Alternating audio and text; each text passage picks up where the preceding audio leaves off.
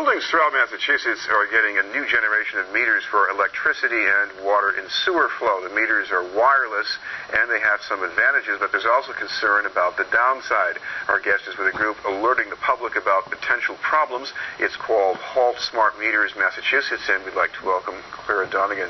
Thank you very much for being with us, Claire. There are so many things that are wireless these days. You know, people with their handheld phones, their internet in the house.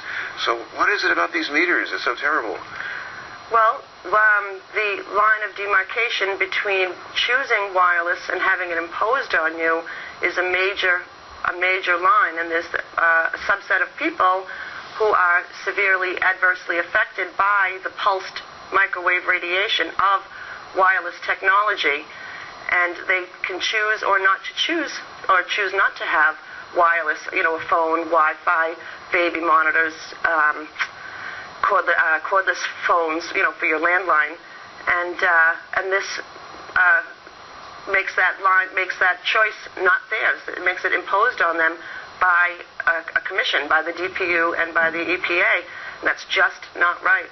If it adversely affects your health, you should be able to choose not to have it. Now, we have heard sometimes about the adverse effects of using a cell phone if you have it up close to your head, and you do it quite a lot. These meters, they probably wouldn't be that close to your body, but explain what's going on here that make these still a problem. So what happens is these meters pulse microwave radiation, and they're powerful pulses, but they're only over a microsecond over time. So what the utilities are saying is that it only pulses, say, if you add up those microseconds, it only pulses, X number of minutes per day. But that's like saying a strobe light is only the wattage of a 4-watt bulb, because you can't average that serious pulse over time. That's not how your body perceives it. And it's the pulse that's very dangerous. Your body can't defend itself against a pulse. It can defend itself against a constant, but it cannot defend itself against a pulse. Of course, another thing that some viewers might be familiar with is that if there's somebody in the house wearing a pacemaker, you tell them, don't go near the microwave. Right. How does this compare with going near the microwave? When it's on, of course. Right. It is microwaves, and it's the microwave section of the electromagnetic spectrum. So, and I'm not a scientist,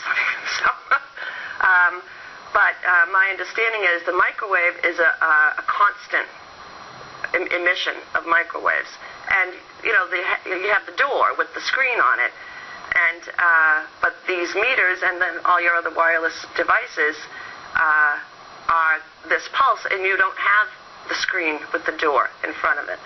And the FCC's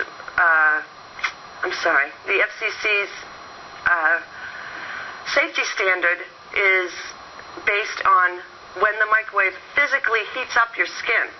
It doesn't have to do anything with all the other biological effects that are proven of lower level microwaves.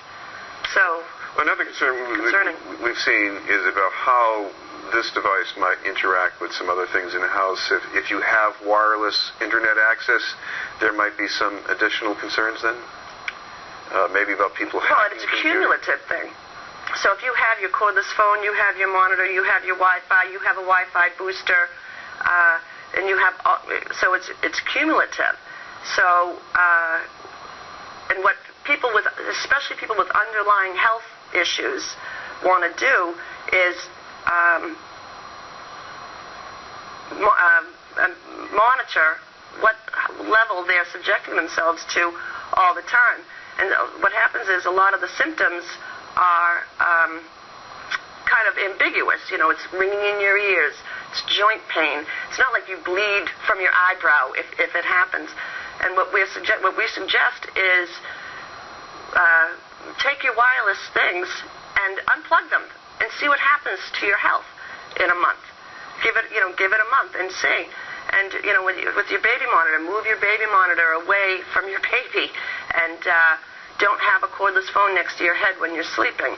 your sleeping area is the most important area, and you don't want one of these meters on the other side of your bedroom wall. Well, what about what your organization would like to see done, at least about, if not stopping this altogether, then maybe giving people more of an option? What do you see?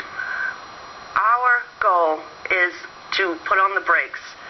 16, right now, as of today, as far as I understand, 16 states are fully deployed with these meters. And most of the other states' groups, there's 32 other states that have groups like us that are fighting them, they started too late to stop it. And so what they're doing is begging their DPUs for the paper line and opt-out. And if you are in an apartment building and your apartment is where the bank of smart meters are, you opting out doesn't matter a whit. And so what we want to do, the pilot program is happening in Worcester right now. We'd like to stop that pilot program and say, let's put on the brakes. Let's figure out what the safety standards ought to be for Massachusetts, where one of the smartest nations in the states in the union, I think. And to rush into this it's big money involved, and to rush into it just does not make sense. We have a little time, but we should mention there's a meeting coming up this week in Dorchester. In Dorchester tomorrow night, Wednesday night, at 6:30 at the Lower Mills branch. And just from this discussion, there's a learning curve before you can even figure out what it is that you're against. And so we're trying to battle that through education. It's the branch library on Richmond Street. And you've got a website as well that people can check out? Right. It's HaltMAsmartMeters.org. Thank you very much for being with us. Thank you. Claire Donegan will have more news in just a moment.